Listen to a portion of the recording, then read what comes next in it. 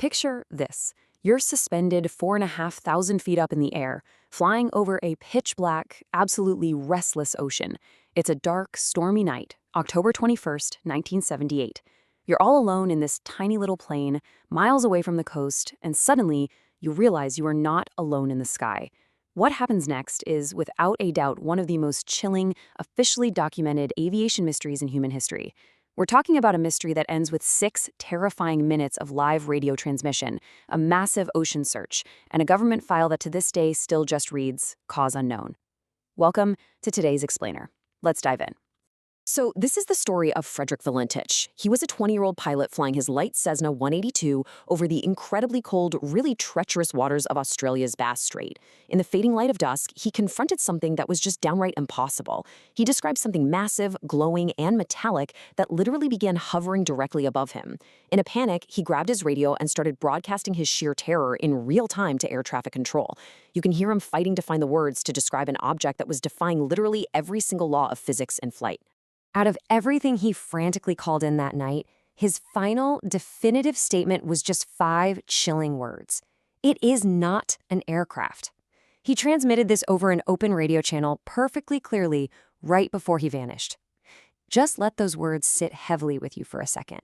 Because this wasn't some wild internet rumor. This wasn't a spooky campfire story. This was a trained, licensed pilot speaking directly to a government air traffic controller, desperately trying to make sense of the impossible. And here is where it goes from terrifying to completely inexplicable. What happened immediately after he said those words is the absolute crux of this whole mystery. For precisely 17 seconds, the radio broadcasted this unexplained, oscillating, metallic scraping sound. Top audio engineers have analyzed this tape for decades, and nobody can identify it. It doesn't sound like a plane hitting the water. It doesn't sound like normal radio static. It's just this harsh, rhythmic scraping lasting exactly 17 seconds before the transmission is abruptly and permanently cut off. Okay, moving into our first main section, the crayfish run, an ordinary evening. Because to truly understand how bizarre this is, we kind of have to pull back from the climax. Frederick Valentich wasn't some hotshot military test pilot or a reckless thrill-seeker looking for UFOs. He was just a passionate 20-year-old kid doing a totally routine evening flight. His mission? He was just flying from Melbourne down to King Island to pick up a load of crayfish for his flying club buddies. The whole thing was supposed to be a simple, practical, everyday errand.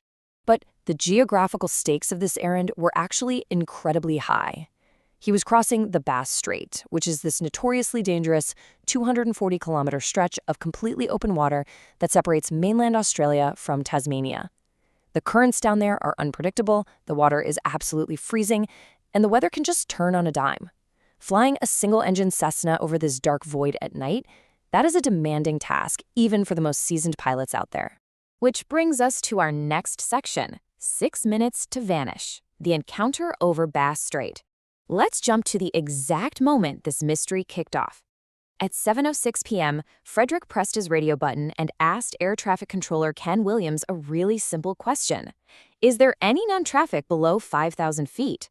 Williams immediately checked his radar screens. They were completely empty, not a blip. But Frederick insisted there was a massive aircraft operating right below him. Listen to how this plays out, minute by minute, because it is literally a ticking clock. At 7:06 p.m., Frederick reports the unknown object. He says it's passing over him at incredibly high speeds. Then it just vanishes.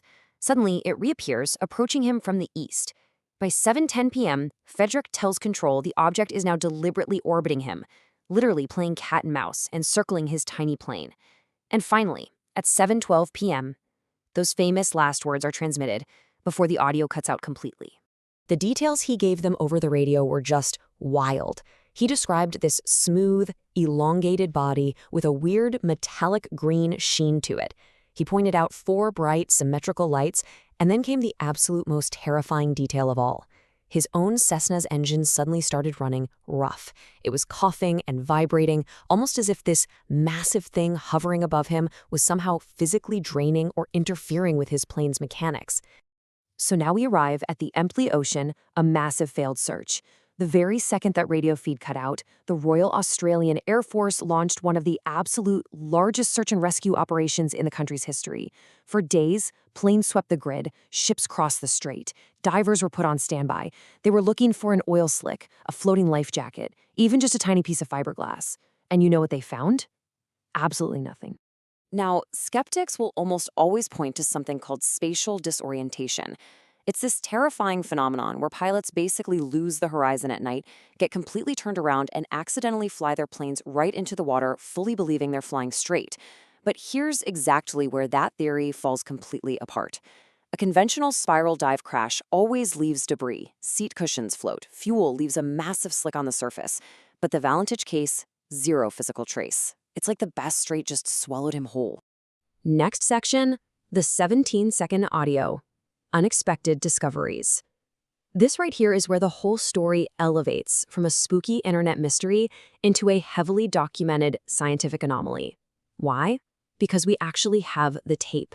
We have the physical recording of Frederick's voice and that strange metallic scraping. And when actual acoustic experts got their hands on it, their findings were totally, completely unexpected. Get ready for this, because these facts are genuinely mind-blowing. Richard Haynes, a former NASA research scientist, analyzed the tape and officially confirmed that the scraping sound did not match any known Cessna mechanical failure. On top of that, voice stress analysis proved Frederick wasn't faking his panic. He was genuinely reacting to a real threat. And even crazier, that exact same night, campers and a photographer named Roy Manifold independently reported seeing a strange, fast-moving, bright object over the water right around 7:06 p.m.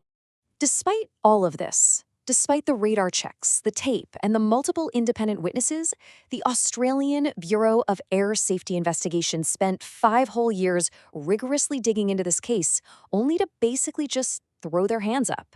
In 1983, they officially closed the file with an incredibly uncomfortable admission. 3 things were formally declared: the cause of the accident, the fate of the pilot, and the nature of the unidentified aircraft. The official verdict for all 3? Simply unknown. So let's look at the modern verdict, reevaluating the unknown. For decades, this whole case was treated as just a fringe anomaly, right? But think about the world we live in today. We now have declassified Pentagon UAP footage and sworn military testimonies confirming that objects completely defying known physics are operating in our skies right now. Suddenly, Frederick's 1978 cold case doesn't sound so crazy anymore. It actually feels like a legitimate, terrifyingly early piece of a puzzle that we are only just now beginning to put together. Which leaves us with this final, really provocative question: what really lives in our skies? Frederick Valentich was just 20 years old. He told us exactly what he saw. He explicitly said it was not an aircraft. And then he just vanished into the dark, leaving behind absolutely nothing but 17 seconds of metallic static. So I'll leave it to you to wonder, what really swallowed him out there in the cold ocean night? Thanks so much for diving into this explainer with me. Stay curious and keep looking up.